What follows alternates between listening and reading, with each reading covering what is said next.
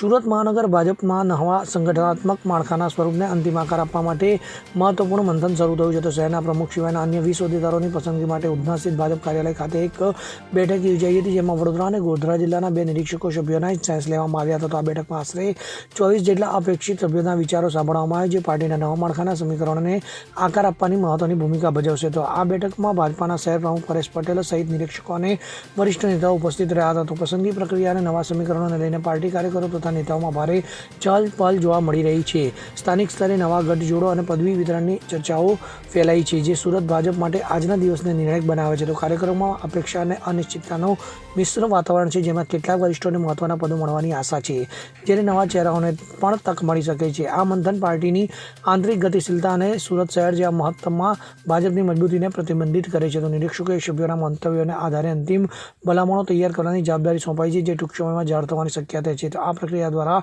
Party આગામી ચૂંટણી માટે વધુ સંગઠિત અને સક્રિય બનવાનો પ્રયાસ કરી રહી છે. Bureau report, CN24 news. હવે જુઓ દેશ દુનિયાની તમામ ખબરો તમારી આંગળીના ટેરવે. ઉઠાવો મોબાઈલ અને Google Play Store પરથી ડાઉનલોડ કરો અમારી CN24 ન્યૂઝ મોબાઈલ એપ.